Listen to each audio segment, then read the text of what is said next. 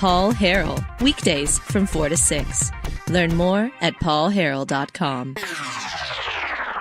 And we have the Lieutenant Governor of the great state of Arkansas, Tim Griffin, is back with us. Tim, thanks for coming on, sir. Thanks for having me. Always an honor. Yes. I appreciate you allowing me to grace your program. Absolutely.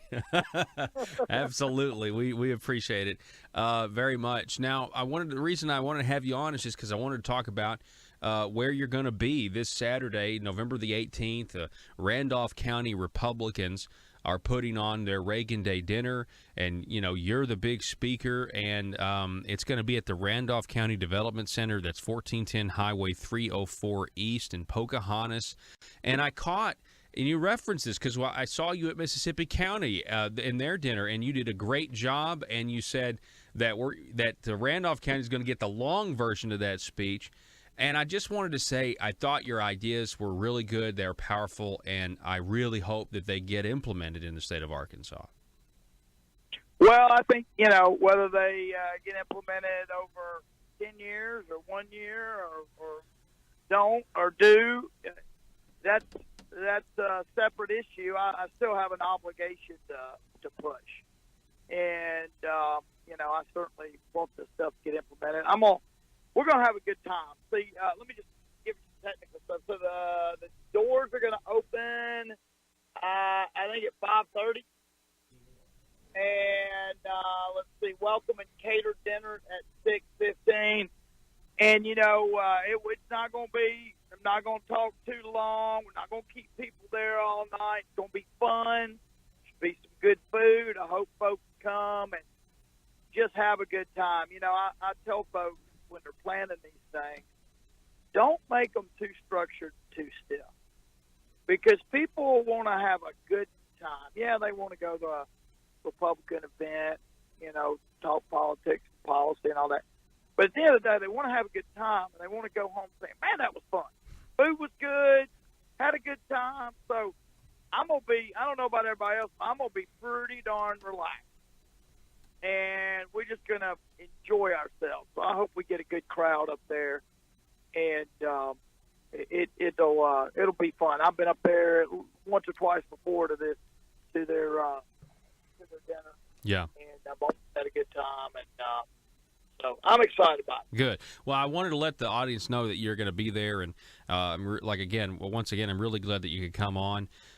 So you made statewide news a couple of months back when you sent a letter to the task force on tax relief, urging them to get spending under control. You talked a little bit about that Saturday night as well, and you actually came to the point in your speech, and I really loved it when you said we don't have a choice. Can you talk a little bit about that?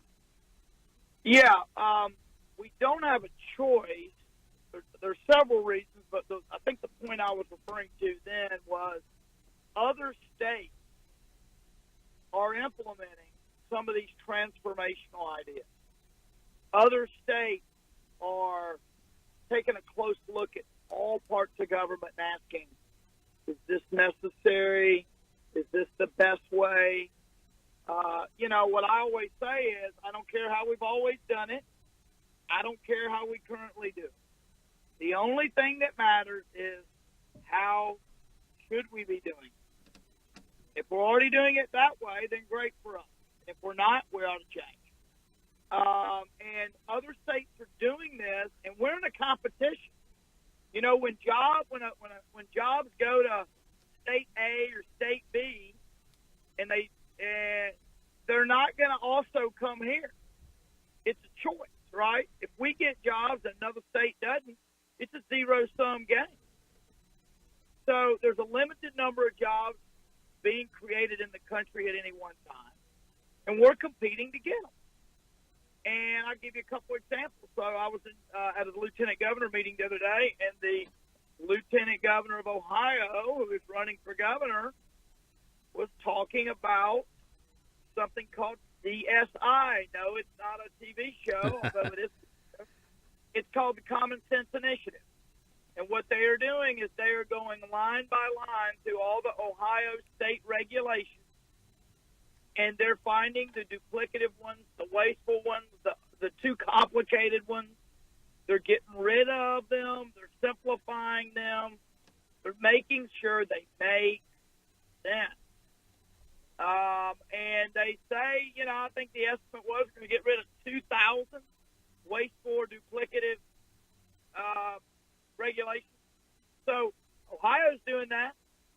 I was in Chicago for this particular meeting. I was the lieutenant governor meeting, and the lieutenant governor and governor of Illinois were speaking, and they were speaking about the word transformation. And when I heard them say it, I go, "Oh my gosh!"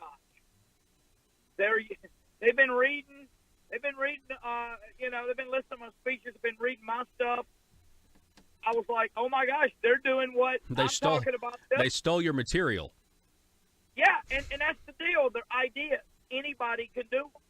And lots of states are doing it. And some of the states that are doing it are already ahead of us at certain things. And we need to look, here's what I tell people. It's not the people of Arkansas's fault. It's the politicians that over the decades have built up state government and not reformed it over time and not innovated appropriately. And somebody can say, well, you're a politician. What's the difference? Here's the difference. They made the mess, and I'm trying to fix it. That's the difference. Yeah. That's the difference. Can you? And make no mistake, it's not government workers' fault. It's not your average Arkansan, ordinary Arkansan fault. It's folks who have built up state government with their votes and their pens over the decades. This didn't just happen in the last month. This has been a long, ongoing trajectory. And I'll leave you with one statistic. And this is not something we can, address overnight, but I think it's important to be honest about where we are. The state of Tennessee has 65 state employees per 10,000. Mm-hmm. We have 100 to 119. Unbelievable. You wonder why they don't have an income tax than we do? That's why. Wow. Yeah, that's a big fact. You don't have to lay people off for attrition over a decade, and you can start to get us in line with some other states like Texas, Tennessee, and Florida, none of which have income taxes. Mm-hmm. So, look, here's the great news. We gave the world Johnny Cash. We gave the world Al Green. We gave the world the most successful business, biggest corporation, most successful businessman. I mean, Arkansas can do amazing stuff. And we've been doing all this, a lot of this, with this big old heavy government burden, tax burden on our back. Imagine what the amazing people of Arkansas could do if we unleash the opportunity and have more freedom, for economic freedom in particular. And I'll leave you with this. Here's the vision.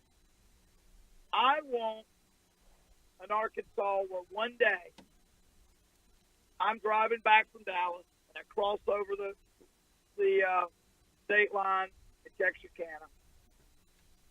And my wife looks at me and says, Tim, I feel so sorry for Texas. It breaks my heart about Texas.